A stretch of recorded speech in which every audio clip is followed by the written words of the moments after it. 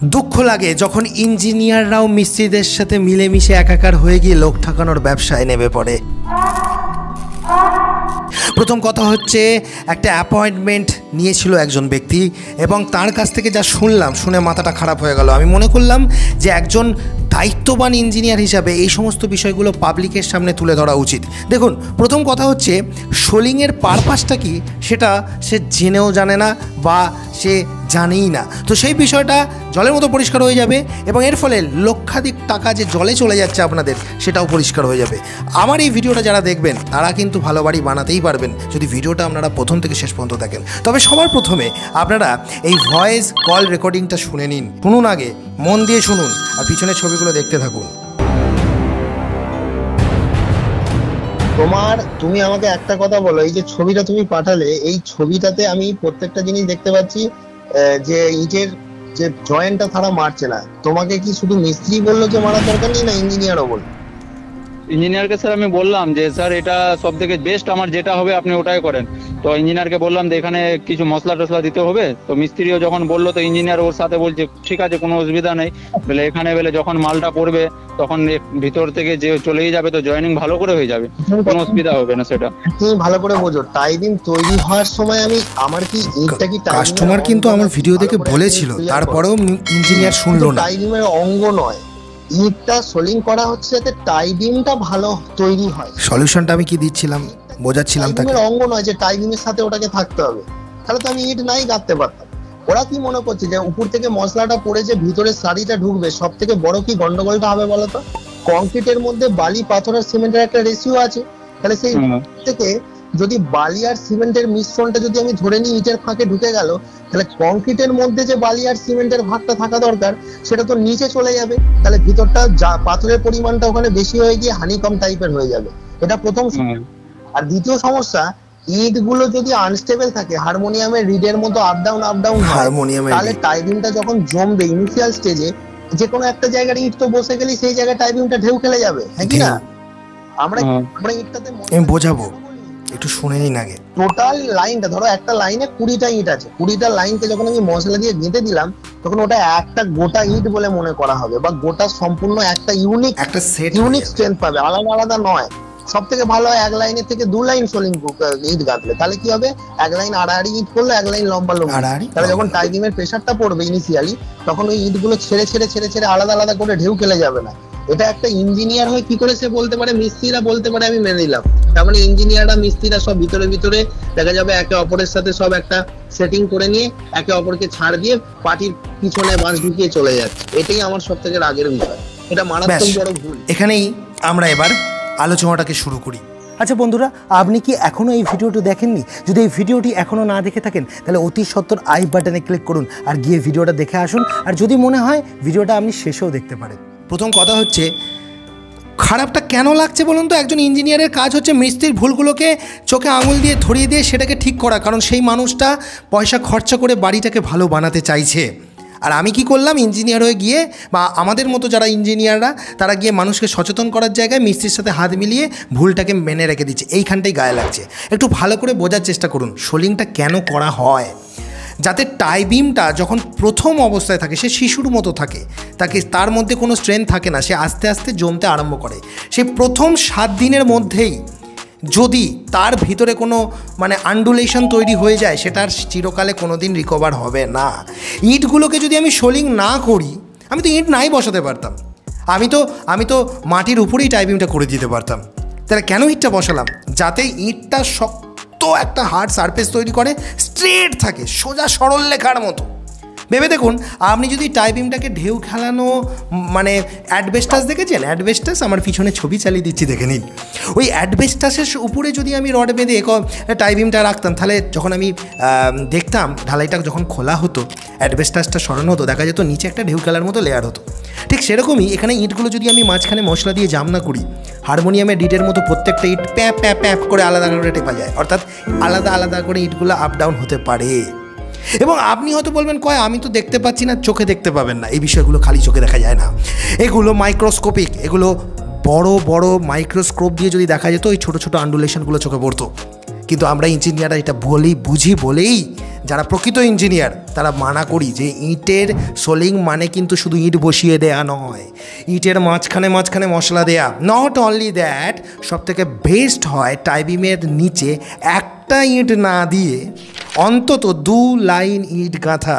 বুঝতে পারছেন? তাহলে একটা জিনিস ভালো করে বুঝে দেখুন, আমরা 2 লাইনও ইট গাঁথতে বলি, কারণ আমরা যদি একটা লাইনকে ভরসা না করি, 2 লাইন 3 লাইন ইট গাঁথা থাকে, তাহলে সেটা একটা ইটের গাঁথনি হয়ে গেল। তাহলে সেটা তো আর কোনোভাবেই আপ ডাউন হওয়ার সম্ভাবনা নেই। বিশেষ করে প্রবলেমটা কোন জায়গায় হয় জানেন? এই সেম বিষয় নিয়ে আমাকে কদিন আগেই একজন কিন্তু অ্যাপয়েন্টমেন্ট নিয়েছিল, অন্য আরেকজন ব্যক্তি। তার কি হয়েছে শুনলে মাথাটা খারাপ হয়ে যাবে। তার কি হয়েছে, ওই মিস্ত্রিরা সে বাইরে থাকে, বিদেশে থাকে, আমার ভিডিও দেখে, সে বাড়িতে কাজ করাচ্ছে এবং আমার ভিডিও দেখে যে ইনফরমেশানগুলো সে নিচ্ছে সেগুলো তার বাড়ির লোককে, বাবাকে, মাকে বলে বলে মিস্ত্রিকে দিয়ে করানোর চেষ্টা করছে। কিন্তু মিস্ত্রিদেরকে বললেই তো সে আর শুনছে না, সে নিজের তালে চলছে, নিজের তালে গান বাজাচ্ছে। এখন ঘটনাটা কি হচ্ছে, ওই যে কলমগুলো ঢালা হয় গর্ত কেটে, তারপর তো গর্তটা বোঝানো হয়, যেটাকে আমরা ব্যাক ফিলিং বলি। ভালো করে বুঝে দেখুন। এবার সেখানে দেখা যায় কি অনেকেই দুমদাম মাটি ফেলে দিল, ওই খোঁড়া মাটিই ফেলে দিল, বা দেখা গেল বালিও ফেললো না। আমরা সবসময় বলি যে অ্যাজ পার কোড 8 ইঞ্চি, 9 ইঞ্চি, 10 ইঞ্চি পাতলা পাতলা লেয়ারে মাটি ফিলিং করা দরকার। নট অনলি দ্যাট, প্রত্যেকটা লেয়ারকে ভালোভাবে কম্প্যাক্ট করা দরকার। তার জন্য আমরা কি করি, যে ধরুন প্রথমে গর্তটা বোঝানোর সময় 8 ইঞ্চি মাটি বা বালি ফেললাম, আবার জল দিলাম, ভাইব্রেটার চালালাম, আবার 8-9 ইঞ্চি বালি বা মাটি ফেললাম বা ভাইব্রেটার চালালাম, নিয়ে টপ লেয়ারটা 1.5-2 ফুট পুরো স্যান্ড দিলাম। যদি সম্ভব হয় বালি পুরো দেওয়ার, সেটাও করা যেতে পারে, বেলে মাটি হলেও খুব ভালো হয়, কিন্তু কখনোই ওই ডেলা ডেলা মাটি যেটা খুঁড়ে বেরিয়ে সেটা দেওয়া যাবে না। এবার মিস্ত্রিদের একটা তাড়া থাকে, তাড়াতাড়ি প্রফিট করবো, তাড়াতাড়ি কাজটা করে বেরিয়ে যাব।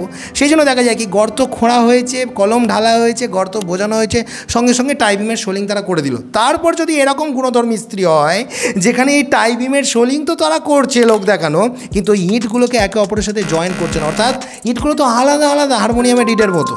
তাহলে ভেবে দেখুন, ওই যে জায়গায় কলমটা ছিল, যেখানে আপনি ব্যাকফিলিং করেছেন, সেখানকার মাটিটা তো এমনি বসে যাওয়ার সম্ভাবনা রয়েছে। আচ্ছা বন্ধুরা, আপনি কি এখনও এই ভিডিওটি দেখেননি? যদি এই ভিডিওটি এখনও না দেখে থাকেন তাহলে অতি সত্বর আই বাটনে ক্লিক করুন আর গিয়ে ভিডিওটা দেখে আসুন। আর যদি মনে হয় ভিডিওটা আপনি শেষেও দেখতে পারেন। তাহলে একটা কলম আর পাশের কলমের মধ্যে গ্যাপ আছে ধরুন 12 ফুট, এদিকে 2 ফুট কলমের গর্তের মাটি বোঝানো আছে, ওদিকে 2 ফুট মাটি বোঝানো আছে, 4 ফুট পড়ে রইল মাঝের 8 ফুট। মাঝের 8 ফুটটা যদি ধরেও নিই ইঁটটা বসলো না, কিন্তু এই কলমের গোড়ার জায়গায় তো ইঁটগুলো বসে যেতে পারে। তাহলে তখন যখন টাই বিমটার উপর প্রেশার আসবে, আবার মিস্ত্রিদের আবার ধৈর্য নেই, আজকে টাই বিম ঢালাই হয়েছে, কালকেই পাটা খুলে পরশু থেকে ইট গাঁথা আরম্ভ করে দেয়। ইটের উপর, ওই টাই বিমের উপর, মানে যেটা নিজেই কাঁচা তার উপর উল্টে উপর থেকে লোড তারা দিতে আরম্ভ করে দেয়। এমতো অবস্থায় নিচের ওই কাঁচা মানে 2 দিন আগে তৈরি হওয়া টাই বিমটার ভিতরে কিন্তু আন্ডুলেশন তৈরি হয়ে ক্র্যাক ডেভেলপ করে যায়, এবং এরকম অনেকের ক্র্যাক এসেছে, সেই ছবিও আমি আপনাদেরকে কিন্তু পিছনে চালাচ্ছি, দেখে নিন। তাহলে কতখানি একটা হাই রিস্ক ব্যাপার, যেটা আমি ইঞ্জিনিয়ার কিংশুক কুমার মেনে নেব না। তাই সে আপনি ইঞ্জিনিয়ারই হন, মিস্ত্রির সাথে মানে মিলেমিশে একাকার হয়ে যান, বা মিস্ত্রির ভুলটাকে দেখেও নজরআন্দাজ করে বেরিয়ে যান, আপনি ভুল করতে পারেন, আমি করব না। কি অদ্ভুত, আবার মার্কেটে এই ধরনেরও মিস্ত্রিরা রয়েছে যারা কিনা সোলিং করাটাকে মনে করে পয়সার অপচয়। তাই তো বাড়ি ঘর করতে নামাই উচিত নয় আমাদের। কি বলছে দেখুন, নামটাকে আমি ফেটটি দিয়ে দিচ্ছি, দেখে নিন। কেন ইট দেব, যদি আমি ফার্স্ট পেসেসি করি, পেসেসি ওকে, তারপর জালি বসিয়ে ঢালাই করি, তাহলে কি হবে না? বাড়ির মালিককে কেন খরচ করাচ্ছেন? এরপরেও আরও অনেকগুলো কমেন্ট করেছিল নোংরা নোংরা, সেই কমেন্টগুলোকে রাখলে আপনারা মাথা ঘুরে যেত, ব্লক করে দিয়েছি মালটাকে, ঠিক আছে? তবে একটা কথা বলি, এই ধরনেরও কিছু কালপিট মিস্ত্রিরা যারা সোলিংয়ের গুরুত্বই বোঝে না। আরে ওই পিসিসিটার নিচে যদি সোলিংটা থাকতো তাহলে পিসিসিটা আন্ডুলেটেড হতো না, বা পিসিসির মধ্যে ক্র্যাক ডেভেলপ করতো না। যখন তুমি পিসিসির উপর সাডেন লোড দিচ্ছ, সেই সময় তোমার ওই সাডেন লোডের এগেনস্টে ইনিশিয়ালি পিসিসিটাতে কিছু ক্র্যাক ডেভেলপ করে। এই নিয়ে অনেক ভিডিও আছে। আগের মিস্ত্রিটার যেটা আমি ভিডিওটায় চালাচ্ছি, সেখানে তো তবু সেই ইঁটটা বসিয়েছে, এ আবার এত গুণধর, এই ইঁট বসানোর প্রয়োজনই মনে করে না। এই সমস্ত মিস্ত্রিরা আবার আমাদেরকে বলে আমরা নাকি ছাগল। আর অনেকে আমাদেরকে এটা বলেন না যে আপনি এত এনার্জি কী করে পান। এই সমস্ত ছাগলগুলোকে যদি রাম ছাগল না বানিয়ে দিতে পারি, আর এদের এই কমেন্টগুলো থেকেই আমি এত এনার্জি পাই, যাতে করে আপনাদের সামনে এত ভালো ভালো ভিডিও বানানোর জন্য এগিয়ে আসতে পারি। তো এদেরকে রাম ছাগল বানানোর দায়িত্ব নিয়ে আমি ইঞ্জিনিয়ার কিংশুক কুমার চলে এসেছি। ভিডিওগুলো দেখতে থাকুন। দেখুন, অনেকেই যারা ভিডিও দেখছেন বা এই ভিডিওটা শেষে হয়তো ভাবছেন যে ইঞ্জিনিয়ার স্যারের সাথে যদি ডাইরেক্ট কথা বলতে পারতাম বা কীভাবে যোগাযোগ করব। আমাদের এই যে ভিডিওটা চলে তার স্ক্রিনের এই কর্নারটাতে একটি নাম্বার দেওয়া থাকে, সেটা হোয়াটসঅ্যাপ নাম্বার। ওখানে শুধু লিখতে হয় যে স্যারের সাথে একটা অ্যাপয়েন্টমেন্ট চাই। মাত্র 100 টাকার বিনিময়ে 10 মিনিট সরাসরি আমার সাথে ফোনে কথা বলা মানে কি, বাড়ি নির্মাণের বিষয়ে ডিসকাস করা, আলোচনা করা, বিভিন্ন ধরনের সাজেশন নেওয়া। কোনো সমস্যায় পড়ে গেছেন, রড বাঁধার বিষয়টা মিস্ত্রিরা বুঝতে পারছেন না, 1000-2000 টাকা দিয়ে ইঞ্জিনিয়ারকে ডাকতে পারছেন না, তৎক্ষণাৎ একটা অ্যাপয়েন্টমেন্ট চাই, মাত্র 100 টাকার বিনিময়ে সরাসরি ফোনে আমার সাথে কথা বলে জেনে নিতে পারবেন। এই সুবিধাটা আমি রেখেছি পশ্চিমবাংলার সমস্ত লোক, শুধু পশ্চিমবাংলা কেন, ভারতবর্ষের যে কোনো ব্যক্তি এটা করতে পারেন। আর এরকমই আরও সুন্দর সুন্দর ভিডিও পেতে কুমার কনস্ট্রাকশন আমাদের যে ইউটিউব চ্যানেল রয়েছে সেটাকে সাবস্ক্রাইব করবেন, আর আমাদের ফেসবুক যেটা পেজ রয়েছে কুমার কনস্ট্রাকশন সেটা ফলো করতে পারেন। অনেকেই কুমার কনস্ট্রাকশনের সেম চ্যানেল লোগো এবং নাম ভাঙিয়ে কিন্তু আপনাদেরকে বিভ্রান্ত করতে পারে। তবে আপনারা অবশ্যই যাচাই করে নেবেন। আমাদের যে হোয়াটসঅ্যাপ নাম্বারটা থাকে 9933158899, এটা আমাদের ব্যক্তিগত নাম্বার। তাই অন্য কোনো নাম্বার থেকে কেউ যদি আপনাদেরকে বলে যে পেমেন্ট করুন, আমরা সার্ভিস দেবো, কুমার কনস্ট্রাকশন বলে সেটাকে যেন ভুল না করেন। আমি ইঞ্জিনিয়ার কিংসু কুমার এরকমই গেম চেঞ্জিং ভিডিও বানাই, আর এরকমই আরও দুটো ভিডিও আপনাদের স্ক্রিনের সামনে দিয়ে দিলাম, গিয়ে দেখবেন। আর মাঝের এই সাবস্ক্রাইব বাটনটি ক্লিক করলে আমি ভিডিও ছাড়ার সাথে সাথেই পাবেন, যার কারণে বাড়ি নির্মাণের বিষয়ে আপনাদেরকে আর কেউ কোনোদিন ঠকাতে পারবে না।